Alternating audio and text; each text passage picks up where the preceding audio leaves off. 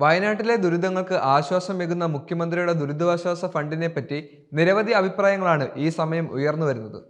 ഒരേ സമയം മുഖ്യമന്ത്രിയുടെ ദുരിതാശ്വാസ ഫണ്ടിനെ പറ്റി അനുകൂലിച്ചും പ്രതികൂലിച്ചും അനേകർ രംഗത്തെത്തിയിട്ടുണ്ട്. മുഖ്യമന്ത്രിയുടെ ദുരിതാശ്വാസ ഫണ്ടിലേക്ക് പണം നൽകാതെ വയനാട്ടിലേക്ക് നേരിട്ട് പണം എത്തിക്കാനാണ് ഒരു കൂട്ടം ആളുകൾ പറയുന്നത്. എന്നാൽ വയനാട്ടിലെ ആളുകൾക്ക് കൃത്യമായ സഹായം എത്തണമെങ്കിൽ ദുരിതാശ്വാസ ഫണ്ടിലേക്ക് ഇടുന്നതായിരിക്കും നല്ലതെന്ന് മറ്റു ചിലർ പറയുന്നു. എന്തൊക്കെയായാലും ദുരിതാശ്വാസ ഫണ്ടിനെ പറ്റി വ്യാജ പ്രചരണം നടത്തുന്നവർക്കെതിരെ കർശനമായ നടപടികൾ പോലീസും സർക്കാരും എടുക്കുന്നുണ്ട്. സത്യങ്ങൾ വിളിച്ചു പറയുന്നതിനോടുള്ള ഭയമാണോ ഈ നടപടികൾ എന്ന് ഒരു ചോദ്യം ഇതിനെതിരെ ഉയർന്നു വന്നു. പ്രളയക്കെടുതിയിൽ നമ്മളെല്ലാം ഒന്നായി ചേർന്ന് നിന്ന് വലിയൊരു തുക ദുരിതാശ്വാസ ഫണ്ടിലേക്ക് നിക്ഷേപിക്കുകയും എന്നാൽ ആ തുക കൃത്യമായ കരങ്ങളിൽ എത്താതിരിക്കുന്നതുമെല്ലാം മുഖ്യമന്ത്രിയുടെ ദുരിതാശ്വാസ നിധി ചോദ്യം ചെയ്യുന്നതിന് കാരണമായി തീർന്നിരുന്നു. എന്നാൽ ആ ആരോപണങ്ങളെ മുഖ്യമന്ത്രിയും സർക്കാരും പൂർണ്ണമായിട്ടും തള്ളിക്കളഞ്ഞു.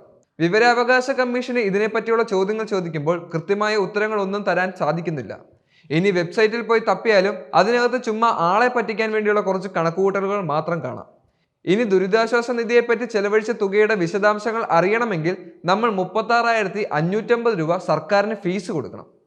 പ്രകൃതി ദുരന്തം, തീപിടുത്തം, മഹാമാരി തുടങ്ങിയ പ്രകൃതിക്ഷോഭങ്ങൾക്കെതിരെയാണ് ദുരിതാശ്വാസ നിധിയിൽ നിന്നും മുഖ്യമന്ത്രിക്ക് തുകകൾ അനുവദിക്കാൻ സാധിക്കുന്നത്.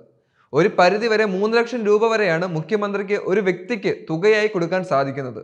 എന്നാൽ പ്രളയ ദുരിതാശ്വാസ നിധിയിൽ നിന്നും 25 ലക്ഷത്തോളം രൂപ കൈപ്പറ്റിയിട്ടുള്ള CPM പ്രവർത്തകരുടെ ലിസ്റ്റുകൾ പുറത്തു വന്നിട്ടുണ്ടായിരുന്നു. കേരളത്തിൽ വലിയ ദുരന്തം നേരിടുമ്പോൾ മലയാളികളായ നമ്മൾ ഓരോരുത്തരും അവരുടെ കൂടെ നിന്ന് പ്രവർത്തിക്കുകയാണ്.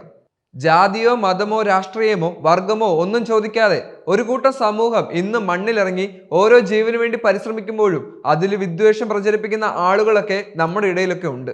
എന്നാൽ ഒരുപാട് കഷ്ടപ്പെട്ട് ജീവനും ജീവിതവും സ്വപ്നങ്ങളും നഷ്ടപ്പെട്ട ഒരു ജനതയ്ക്ക് അവകാശമായ തുകയാണ് മുഖ്യമന്ത്രിയുടെ ദുരിതാശ്വാസ നിധി.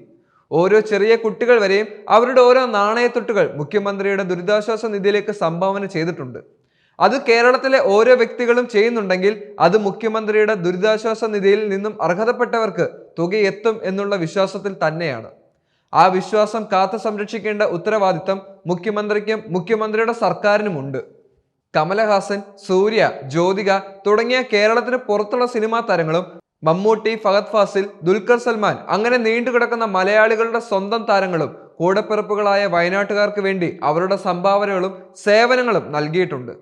ചങ്ക് നീറി നിൽക്കുമ്പോഴും ഒരു ജീവന് വേണ്ടി കരയുന്ന മനുഷ്യരുടെ മുഖം കാണുമ്പോൾ അവർക്ക് വേണ്ടി 700 രൂപ ദിവസക്കൂലി കിട്ടുന്ന ഒരു ശരാശരി മലയാളിയുടെ കയ്യിൽ നിന്നും 100 രൂപ തരുമ്പോൾ ആ തുക കൃത്യമായി തന്നെ അവരുടെ കയ്യിൽ എത്തട്ടെ എന്ന് നമുക്ക് ആഗ്രഹിക്കുകയും ചെയ്യാം.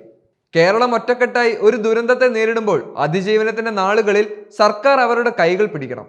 വിദ്വേഷവും വ്യാജപ്രചരണവും മാറ്റിവെച്ച് നമുക്ക് ഒരുമിച്ച് കൈകോർക്കാം. കേരളത്തിനായി, നമ്മുടെ കൂടപ്പിറപ്പുകൾക്കായി.